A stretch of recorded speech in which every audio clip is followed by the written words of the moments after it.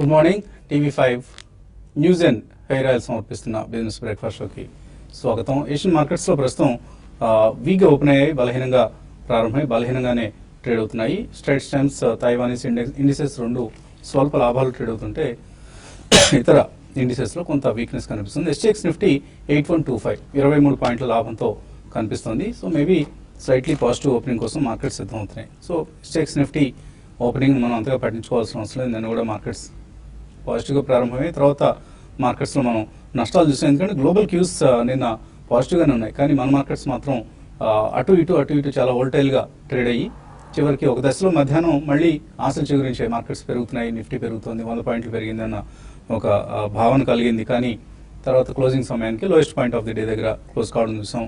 So ఇవాళ కూడా global cues వీక్గా ఉన్నాయి. ఆయిల్ ప్రైసెస్లో నష్టాలు చూస్తున్నాం.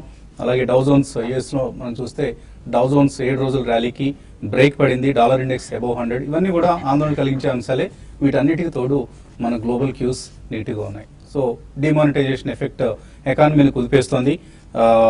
మార్కెట్స్లో ప్రతిరోజు మనం చూస్తున్నాం నిఫ్టీ ఒక 2.5% నష్టపోతూ క్లోజ్ కావడం. ఆఫ్కోర్స్ నిన్న నష్టం శాతం తక్కువ ఉన్నా కూడా మొత్తం మీద మిడ్ అండ్ స్మాల్ క్యాప్స్లో భారీ నష్టాలు చూసాం. పాజిటివ్ న్యూస్ వరకు చూస్తే Moody's global rating agency Moody's India పట్ల పాజిటివ్గా ఉన్నట్లుగా చెప్పింది. BAA3 అంటూ ఏదైతే ర్యాంకింగ్ ఉందో దాన్ని యథాతథంగా ఉంచింది. అయితే అవుట్లుక్ కొంత పాజిటివ్గా ఉందన్నట్లుగా ఆయన ప్రకటించడం జరిగింది. మూడీస్ నుంచి ఇన్వెస్ట్మెంట్ సైకిల్ రివైవల్కి సిద్ధంగా ఉన్నదా అంటూ కొంత ఒక ప్రశ్నించడం కూడా మూడీస్ వైపు నుంచి చూస్తున్నాం. So cash to GDP ratio రాబోయే రోజులు ఎలా మారుతుంది అన్నది భారత ఎకానమీకి సంబంధించి ఇంట్రెస్టింగ్ ఫ్యాక్టర్ అంటూ మూడీస్ వ్యాఖ్యానించడం గమనార్హం. సో మేబీ ఇవన్నీ కూడా లాంగ్ రన్లో ప్రధానమంత్రి స్వయంగా చెప్పినట్లుగా short term pain long term gain అన్నట్లుగా. సో లాంగ్ రన్లో maybe Indian economy is going to witness positive developments, but short టర్మ్లో మాత్రం చాలా పెయిన్ మనం చూస్తున్నాం. ఇన్ఫ్యాక్ట్ ఇవాళ న్యూస్ పేపర్స్ చూస్తే కూడా కన్ఫ్యూజింగ్ హెడ్లైన్స్ మనకు, ఎస్పెషల్లీ ఫైనాన్షియల్ డైలీస్. సరే, మన తెలుగు పేపర్లు ఇతర పేపర్లలో మనకి ట్రెండ్స్ మనకు తెలియవు ఎకానమీకి సంబంధించినవి, ఎందుకంటే వాళ్ళే కన్ఫ్యూజ్గా ఉంటారు అండ్ ఏదో కన్ఫ్యూజ్డ్ రాతలు రాస్తూ ఉంటారు. మన దగ్గర కొద్దిగా ఫైనాన్షియల్ పేపర్స్లో కొద్దిగా మెచ్యూరిటీ కనిపిస్తుంటుంది. So demonetisation takes a toll on nation అంటూ ఫైనాన్షియల్ ఎక్స్ప్రెస్ రాస్తే, ఫైనాన్షియల్ క్రానికల్లో ATM రీసెట్టింగ్ గ్యాదర్ స్పేస్ అంటూ ఒక వార్త కనిపిస్తుంది. అంటే ATMsని రీసెట్ చేయటం, మనం రీకాలిబ్రేట్ చేయటం అనే ఒక విధానం ప్రస్తుతం కొనసాగుతోంది. లాస్ట్ 8 daysలో ఓన్లీ 10% ఆఫ్ ది మెషిన్సే రీకాలిబ్రేషన్ జరిగింది. ఇంకా 90% పైగా మెషిన్స్ రీకాలిబ్రేట్ చేయాలి. ఎందుకంటే ATMs రీకాలిబ్రేషన్ జరగందే నోట్ డిస్పెన్సేషన్ జరగదు. సో ఇప్పుడు ఏవైతే కొత్త నోట్స్ ఇంట్రడ్యూస్ చేశారో అవన్నీ అందరికీ చేరాలంటే ATMsది కీలక పాత్ర. సో ATMs రీకాలిబ్రేషన్ ఎంత వేగంగా జరిగితే అంత వేగంగా ఎకానమీలో లిక్విడిటీ పెరుగుతుంది, క్యాష్ డిస్పెన్సేషన్ పెరుగుతుంది, క్యాష్ అందరికి అందుబాటులోకి వస్తుంది. ప్రత్యేకించి రూరల్ ఏరియాస్లో ఇంకా చాలా తీవ్రమైన దుష్ఫలితాలు ఈ డిమానిటైజేషన్ ఫలితంగా మనకు కనిపిస్తున్నాయి. రబీ సీజన్ ఏదైతే ఉందో, రబీ సీజన్లో ఇప్పుడు విత్తనాలు నాటే సమయం కొన్ని ఏరియాల్లో, చాలా మెజారిటీ ఆఫ్ ది ఏరియాస్లో. సో ఆ విత్తనాలు నాటే ప్రక్రియకు కూడా ఆటంకాలు ఎదురుతున్నాయి. ఇదే జరిగితే రాబోయే రోజుల్లో ఆహార ధాన్యాల ఉత్పత్తి తగ్గుతుంది, ఫలితంగా మనకు మళ్ళీ ఇన్ఫ్లేషన్ పెరుగుతుంది. సో ఇవన్నీ కూడా వీటన్నిటిని ప్రభుత్వం ఎలా చక్కదిద్దుతుంది అన్నది చాలా కీలకం కాబోతుంది. అందుకనే మనం నిన్న కూడా చాలా కాలం తర్వాత ఇన్ఫ్యాక్ట్ బేరిష్గా మాట్లాడటం జరిగింది. మార్కెట్స్లో ఒక short term near term bearishness ఉంది అంటూ మనం చెప్పడం జరిగింది. సో దీనికి ఉదాహరణ నిన్నటి లోయెస్ట్ పాయింట్ దగ్గర మళ్ళీ నిఫ్టీ క్లోజ్ కావడం. అయితే డొమెస్టిక్ ఇన్స్టిట్యూషనల్ ఇన్వెస్టర్స్ కొంత బయింగ్కి వచ్చారు, మార్కెట్స్కి మద్దతునిచ్చే ప్రయత్నం చేశారు. 2344 crores వర్త్ స్టాక్స్ని వాళ్ళు క్యాష్ మార్కెట్స్లో కొన్నారు. FIIs మాత్రం 1957 crores వర్త్ స్టాక్స్ని అమ్మడం జరిగింది. యథావిధిగా FIIs నుంచి మరొక 2000 కోట్ల రూపాయలు, ఇప్పటికే ఈ నెలలో 6600 కోట్ల రూపాయలు, అంటే $1 billion పైగా వాళ్ళు సెల్లింగ్ చేశారు. మళ్ళీ నిన్న another 150, 200 or $300 million. So FII selling కొనసాగుతోంది. Blue chips like domestic institutional investors మాత్రం బ్లూ చిప్స్లో కొనుగోలు చేశారు. ఐషర్ మోటార్స్లో ఒక 200 crores, జీ ఎంటర్టైన్మెంట్లో 200 crores, ఏషియన్ పెయింట్స్లో 150 crores, TCSలో ఏకంగా 400 crores వర్త్ స్టాక్స్ను వాళ్ళు డెలివరీ కోసం తీసుకోవడం అనేది FII సంబంధించి కొంత ఇంట్రెస్టింగ్ DII సంబంధించి కొంత ఇంట్రెస్టింగ్ ఫినామినా. ఎక్కువగా IT స్టాక్స్ని డిఫెన్సివ్గా భావిస్తున్నారు. నిన్న మొన్నటి దాకా IT ఫార్మాని అందరూ పక్కన పెట్టిన పరిస్థితి మనకు తెలిసిందే. ఇవాళ అందరూ కూడా ఐటీ స్టాక్స్ మళ్ళీ రీరేట్ చేస్తూ ప్రస్తుతం, ఎందుకంటే ఈ రూపీ డిమానిటైజేషన్ ఏదైతే ఉందో ఇండియన్ ఎకానమీలో, అలాగే రూపీ వాల్యూ డాలర్కి అగైనెస్ట్ గా బలహీనపడటం ఏదైతే ఉందో ఇది ఐటీ స్టాక్స్ కి సంబంధించి పాజిటివ్ డెవలప్మెంట్. కాబట్టి టీసీఎస్ లాంటి స్టాక్స్ లో మనం బయింగ్ చూసాం. అయితే ఇంకా 200 మూవింగ్ యావరేజ్ కి సమీపంలోనే ఎన్ఎస్సి నిఫ్టీ ఉంది. కాబట్టి మేబీ ఆ లెవెల్ని బ్రీజ్ చేసి కిందకు వస్తే 8126 అనుకుంటాను 200 మూవింగ్ యావరేజ్. సో ఆ లెవెల్ నుంచి కిందకు వచ్చి కన్క్లూజివ్గా క్లోజ్ అయితేనే మనం మార్కెట్స్లో బాగా వీక్నెస్ ఉంటుంది. మేబీ కొంతమంది ఊహిస్తున్నట్లుగా 7700 ఈ లెవెల్ వస్తుందా రాదా అన్నది ఇప్పట్లో ఇంకా మనకు యథమితంగా మనం అంచనాకు రాలేము. కానీ 8076 8143 ఈ లెవెల్ని నిఫ్టీ కనుక నిలబెట్టుకోగలిగితే ఓకే, అదర్వైజ్ మార్కెట్స్లో మనం వీక్నెస్ చూడబోతున్నాం. And interesting stocks to watch PSU banks, IT stocks on the positive side of course, అలాగే auto makers like Hero Moto Corp, Maruti, ఇటువంటి కంపెనీస్. ఎందుకంటే డిమానిటైజేషన్ ఎఫెక్ట్ చాలా క్లియర్గా ఉండేది ఆటోమొబైల్ సెక్టర్ మీద. బట్ నిన్న కొంత బౌన్స్ చూసాం ఎన్బిఎఫ్సి స్టాక్స్ అలాగే ఆటోమొబైల్ స్టాక్స్లో. ఇది ఈ బౌన్స్ బ్యాక్ అనేది కొనసాగుతుందా లేదా ఒక డెడ్ క్యాట్ బౌన్స్ లాగా ఉంటుందా అన్నది కూడా మనం వేచి చూడాలి. మార్కెట్స్ పరిస్థితి గురించి మాట్లాడేందుకు మనతో అనలిస్ట్ సిద్ధంగా ఉన్నారు. సో ఎటువంటి ట్రెండ్ మీరు వాళ్ళు ఎక్స్పెక్ట్ చేస్తున్నారు? ట్రెండ్ ఓవరాల్ గా నెగటివ్ గా కనిపిస్తోంది. లాస్ట్ 1 or 2 వీక్స్ గా చూస్తే కనుక 8700 దగ్గర బిగిన్ అయిన డౌన్ ట్రెండ్ కంటిన్యూస్ గా పడుతూ ఎక్కడ ఒక పాజిటివ్ ఇండికేషన్స్ లేకుండా ప్రతి సపోర్ట్ లెవెల్స్ బ్రేక్ అవుతూ రావడం మనం చూసాము. అలాగే మార్కెట్ కూడా ప్రస్తుతం విట్నెస్ చేస్తున్నాము ఒక మేజర్ ఎకనామిక్ ఈవెంట్ కి రెస్పాన్సివ్ గా కంటిన్యూస్ ఒక వీక్నెస్ చూస్తున్నాము. అన్లెస్ ఏదైనా కొంచెం పాజిటివ్ డెవలప్మెంట్ కనుక వస్తే కనుక ఈ ఈవెంట్ సంబంధించిన వరకు మార్కెట్ స్టెబిలైజింగ్ ట్రెండ్ అనేది మనం ఇమీడియట్ గా చూడకపోవచ్చు. కాకపోతే టెక్నికల్ గా 2-3 మేజర్ అంశాలు మనం ఈ లెవెల్లో గమనించాలి. షార్ట్ టర్మ్ లో లాస్ట్ నిన్న ఇవాళ కొంచెం ఒక మైనర్ రికవరీ నిలబడడానికి అట్లీస్ట్ ప్రధానమైన కారణం చూస్తే కనుక మార్కెట్ షార్ట్ టర్మ్ లో ఓవర్సోల్డ్ పొజిషన్ లోకి రావడంతో మార్కెట్ ఈ లెవెల్లో కొంచెం షార్ట్ కవరింగ్ తోటి ఈ లెవెల్లో కొంచెం నిలబడుతోంది. అలాగే మార్కెట్ ఇందాక మీరు చెప్పినట్టు 200 డేస్ మూవింగ్ యావరేజ్ జనరల్ గా 6 నెలలకు ఒకసారి ఈ లెవెల్ ని ఈ ఇండికేటర్ ని పరీక్షిస్తుంది. ఆ ఇండికేటర్ 6 నెలలకు ఒకసారి వచ్చినప్పుడు ఈ లెవెల్లో కొంచెం కన్సాలేషన్ వస్తుంది. ఫ్రెష్ ట్రెండ్ తీసుకునే ముందు ఈ లెవెల్లో కొంచెం ఒడిదొడుగులు తీవ్రంగా చూడొచ్చు. అలాగే రెండో మేజర్ టెక్నికల్ ఫ్యాక్టర్ చూస్తే కనుక క్లోజర్ టు 8000 దగ్గర మేజర్ సైకలాజికల్ సపోర్ట్ ఉంది. ఇది షార్ట్ టర్మే కాదు మీడియం టర్మ్ మధ్యకాలిక మద్దతు లెవెల్ కూడా. కాబట్టి ఈ లెవెల్లో మార్కెట్ కొంచెం ఆగే అవకాశం కనిపిస్తుంది. కాకపోతే ఈ లెవెల్లో తీసుకోవచ్చా షార్ట్ టర్మ్ లో ఇన్వెస్ట్మెంట్ కానీ షార్ట్ టర్మ్ లో ఫ్యూచర్స్ లో కానీ ఈ లెవెల్లో బై పొజిషన్స్ తీసుకోవచ్చా వద్దా అనేది ప్రశ్న. ఈ లెవెల్లో కనుక బై పొజిషన్ తీసుకోవాలంటే ఫస్ట్ మనం చూడాల్సింది మార్కెట్ 8000 దగ్గర నిలబడుతుందా లేదా అని. ఆ తర్వాత ఆ లెవెల్లోంచి బాగా స్ట్రాంగ్ క్లోజింగ్ కనుక ఉంటే కనుక టెక్నికల్ గా ఒక రివర్సల్ ప్యాటర్న్ ఏర్పడినట్టు షార్ట్ టర్మ్ లో అనుకోవచ్చు. కానీ అటువంటి సూచనలు ఇంకా రాలేదు. బహుశా 2-3 రోజులైనా మినిమం పడుతుంది. కాబట్టి బహుశా రేపు కానీ మండే కానీ ఒక బాటం ఏర్పడి అక్కడి నుంచి కొంచెం స్టెబిలైజ్ అయ్యే అవకాశాలు కనిపిస్తుంది. అలాగే ముఖ్యమైన మేజర్ అంశం చూస్తే కనుక మీరు చెప్పినట్టు ఎఫ్ఐస్ చాలా స్ట్రాంగ్ సెల్లర్స్ గా ఉన్నారు. లాస్ట్ 1 వీక్ లో ప్రతి డిప్ లో కరెక్షన్ లో కూడా బాగా అమ్ముతూనే ఉన్నారు. సో అన్లెస్ వాళ్ళు అమ్మకాలు ఆపి వాళ్ళు కనుక నిఫ్టీ ఫ్యూచర్స్ లో కానీ క్యాష్ లో కానీ బై చేస్తే తప్ప కానీ ఇమ్మీడియట్ గా మార్కెట్ పెరిగే అవకాశం లేదు. పైగా మనం చూస్తే 10 రోజుల క్రితం డొమెస్టిక్ ఇన్స్టిట్యూషన్స్ హెవీగా కొన్నారు హై లెవెల్లో. ఎంత కొన్నప్పటికీ మార్కెట్ డౌన్ ట్రెండ్ వాళ్ళు ఆపలేకపోయారు. సో ఎఫ్ఐసి ఇక్కడ కీలకమైన ఒక మేజర్ ఇండికేటర్ గా ఫ్యాక్టర్ గా మనం భావించవచ్చు. ఇక మనం చూస్తే కనుక bank Nifty and Dow Jones ఈ రెండు కొంచెం స్ట్రాంగ్ గా ఉండడంతో మార్కెట్ ఈ మాత్రమే నిలబడింది. బ్యాంక్ నిఫ్టీ చూస్తే కనుక 19500 దగ్గర లాస్ట్ 1 వీక్ గా బ్యాంక్ స్టాక్స్ ని కూడా బాగా పాజిటివ్ గా ఉండడంతో మార్కెట్ డౌన్ ఫాల్ ని కొంచెమైనా కంట్రోల్ చేయగలిగింది. అవి కూడా ఒకసారి ఈ లాస్ట్ 2-3 రోజులుగా కొంచెం టైర్డ్నెస్ చూస్తున్నాం. అవి కూడా డౌన్ ట్రెండ్ లోకి ప్రవేశించేటే కనుక మార్కెట్ మీద నిఫ్టీ కూడా తీవ్రమైన ప్రభావం కూడా ఉంటుంది. అలాగే డౌ కూడా చూస్తే కనుక లాస్ట్ 1 వీక్ గా మన ఎలక్షన్స్ అయినప్పటి నుంచి న్యూ హైస్ బాగా పెరగటం మనం చూసాము. అవి కూడా కొంచెం ఈ లెవెల్లో ఆగే అవకాశాలు కనిపిస్తుంది. సో ఈ ఫ్యాక్టర్స్ అని చూస్తే కనుక మార్కెట్ నెక్స్ట్ వీక్ కూడా ఒక కన్సాలిడేషన్ 8000 దగ్గర నిలబడుతుందా లేదా చూడాలి. 8000 దగ్గర పాజిటివ్ ట్రెండ్ కనిపిస్తే అప్పుడు షార్ట్ టర్మ్ కోసం అటెంప్ట్ చేయొచ్చు.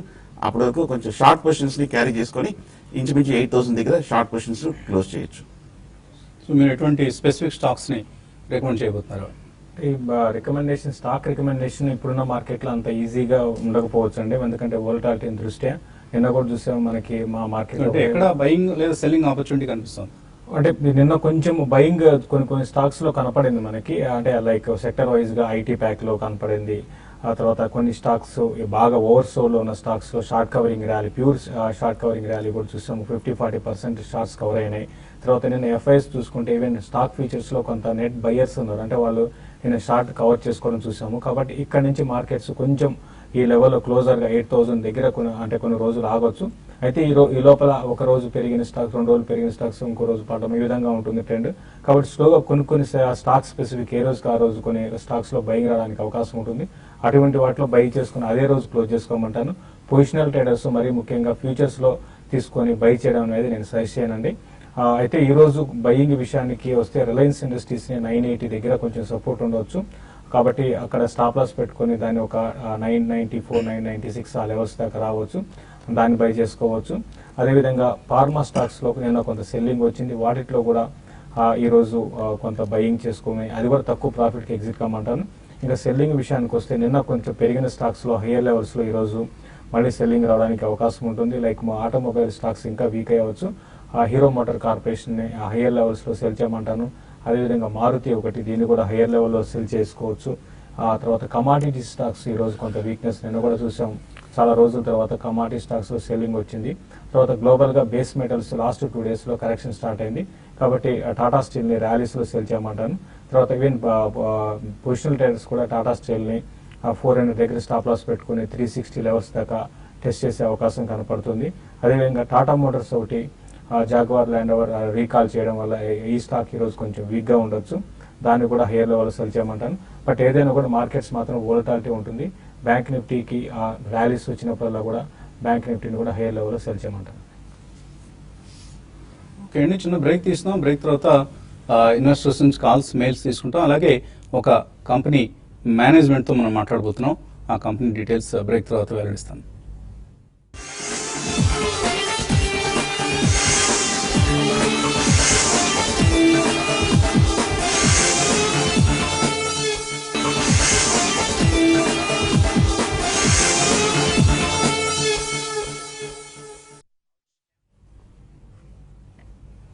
న్యూస్ అండ్ హెయిర్ ఆయిల్ సమర్పిస్తున్న బిజినెస్ బ్రేక్ఫాస్ట్ షోకి తిరిగి స్వాగతం.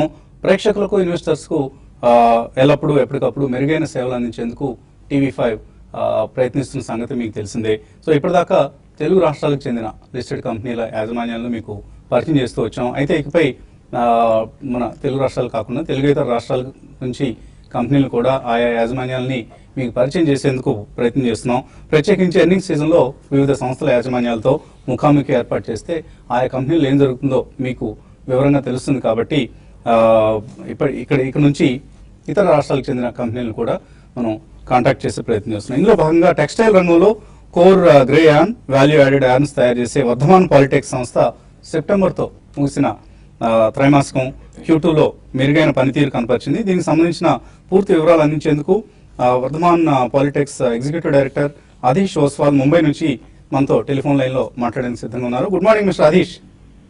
Good morning mister Vasant. So Mr. Adish, I was going through your quarterly numbers. You have registered an improved performance for the quarter ended September, while turnover improved by 6.13% on a quarter-on-quarter basis. There is also a slight improvement, more than 10% improvement in the EBIT margins. So what factors have contributed to this performance?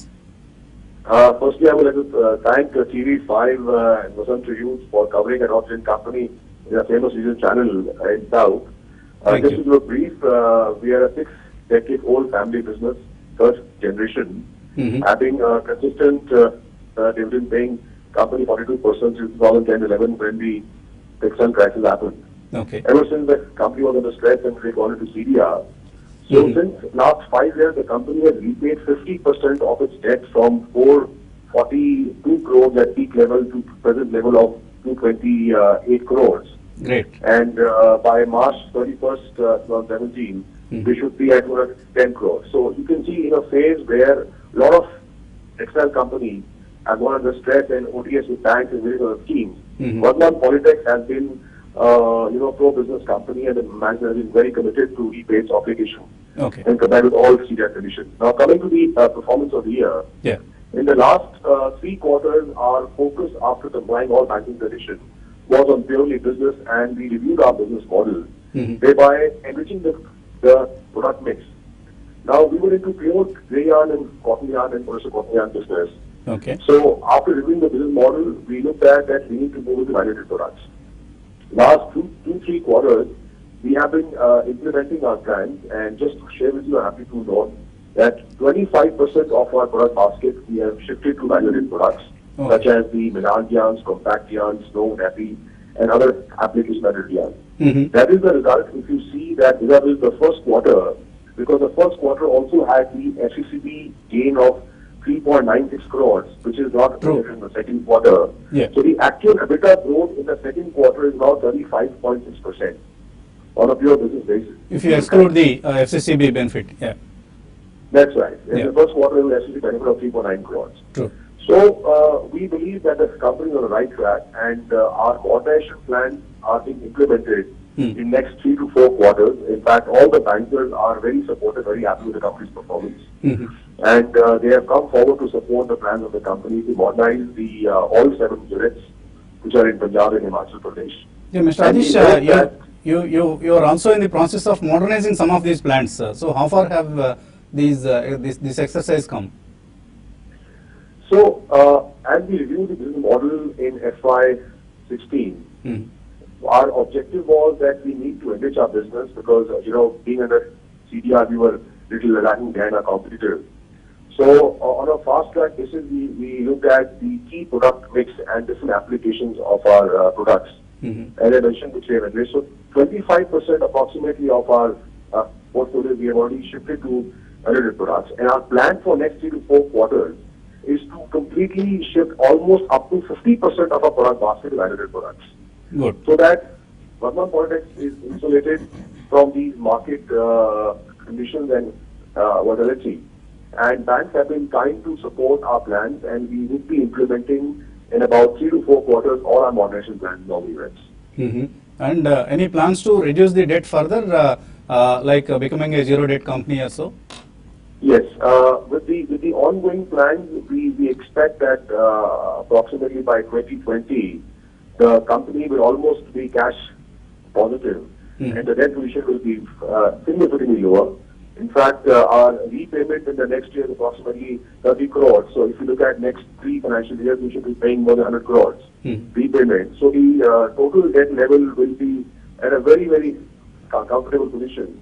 Already, as I mentioned, we have repaid about more than 50% of the debt, long-term debt, and which gives the company a good comfort to move forward. And Mr. Adish, there is a demonetization exercise going on in the country as of now. So what is its impact on Vardhman individually and for the textile industry as a whole? It's a good question, Vasant. As you know, that the textile sector broadly is highly fragmented in India, and it's a large industry which employs billions of Indians and migrant labor as well in various states.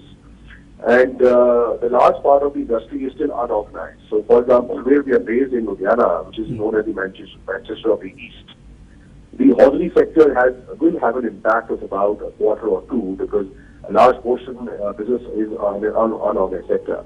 But nevertheless, since Vardhman Polytechs, we have almost 50 to 60% of share in the export market, which is not linked to the rupee and the cash business. So we are fairly insulated. There will be a impact across the industry for at least about 2 quarters on the domestic sales, we believe. But as I said, that our shift to value-added products will be like a buying which is on a very different basis because our tie-up with the clients is more on their buying pattern. So we are not making and selling. So we are getting the orders and then we are producing. So the whole model has been shifted. So there will be a marginal impact. I should not say there will not be any impact, but it will be only for about 2 to 3 quarters on the higher side. So can you give us a projections or for the full year any guidance from your side?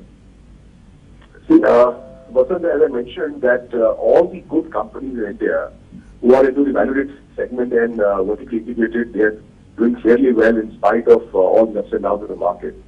As I mentioned, that next 3 to 4 quarters, Vardhman Polytechs will be implementing the modernization plan. So we should be in fair position to improve our performance on a quarter-on-quarter basis. That's what we are looking at. So can we expect a further improvement in EBIT margins and also on the top line and the bottom line? See, what we are expecting is next financial year, we surely, expect to at least improve our EBITDA margin by 25 approximately percent in next financial year. Thank you, Mr. Adish. We wish you all the best. So that was Mr. Adish Oswal, Executive Director, Vardhaman Politics from Mumbai. So company performance రాబోయే క్వార్టర్స్లో మరింతగా improve అవుతుంది అని చెప్తున్నారు. అలాగే ప్రస్తుతం demonetisation ప్రక్రియ ఏదైతే కొనసాగుతుందో దాని ప్రభావం కంపెనీ మీద అంతగా లేదు, టెక్స్టైల్ ఇండస్ట్రీ మీద కొంత మేరకు ఉండే అవకాశం ఉంది అంటూ ఆయన చెప్తున్నారు. అలాగే త్వరలోనే డెట్ ఫ్రీ కంపెనీగా ఆర్ రుణభారాన్ని మరింతగా తగ్గించిన దిశగా కంపెనీ ప్రయత్నిస్తోంది అంటూ వర్ధమాన్ పాలిటిక్స్ ఎగ్జిక్యూటివ్ డైరెక్టర్ అదీష్ చెప్తున్నారు. సో ఇలా రాబోయే రోజుల్లో మరింత ఎక్కువగా మీకు వివిధ సంస్థల యాజమాన్యాల్ని మనం టెలిఫోన్ లైన్లో ఆర్ ప్రత్యక్షంగా కూడా కలుసుకునే ప్రయత్నం చేస్తుంది. సాధ్యమైనంత వరకు ఎక్కువ లిస్టెడ్ కంపెనీస్ని మీకు పరిచయం చేసే ప్రయత్నం చేస్తుంది. So this exercise will continue. ఇక కార్యక్రమం ముగింపు దశకు చేరుకుని ఆఫ్ కోర్స్ యూట్యూబ్లో మళ్ళీ కార్యక్రమాలు కొనసాగుతాయి. ఈలోగా కొన్ని ఈమెయిల్స్ తీసుకునే ప్రయత్నం చేద్దాం. చంద్రశేఖర్ రెడ్డి మెయిల్ పంపించారు. ఆయన మారుతి సుజుకి లాంగ్ టర్మ్ కోసం కొందాం అనుకుంటున్నారు, కొనుక్కోవచ్చా ఇక్కడ 2 years కోసం? Maruti Suzuki outstanding performance చూసాము గత ఏడాది బట్టి, కంటిన్యూస్ అప్ ట్రెండ్. ఈ మధ్య లాస్ట్ ఒక 1 or 2 weeks ఈ ఈవెంట్స్ తోటి కొంచెం ఒక కరెక్షన్ రావడం మనం చూసాము. క్లోజర్ టు 4500 దగ్గర చాలా స్ట్రాంగ్ సపోర్ట్ కనిపిస్తోంది. ఈ సెగ్మెంట్ లో లీడర్ కూడా డెఫినెట్ గా నెక్స్ట్ 1 or 2 years కూడా అవుట్ పెర్ఫార్మ్ చేసే అవకాశాలు ఉంది. కాబట్టి సో క్లోజర్ టు 4500 దగ్గర ఫస్ట్ బయింగ్ పాయింట్ గా బై చేయొచ్చు.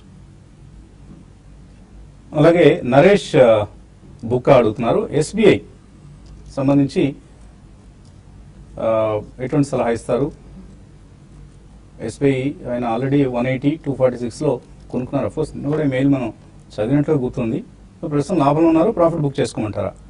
అంటే మీరు షార్ట్ టర్మ్ కోసం అయితే మీరు క్లోజర్ గా 280 పైన సస్టైన్ కాలేని పరిస్థితుల్లో ప్రాఫిట్ బుక్ చేసుకోండి. లేదు మీరు ఇంకా వెయిట్ చేస్తారంటే డెఫినెట్ గా మీ ప్రాఫిట్ రన్ చేయండి.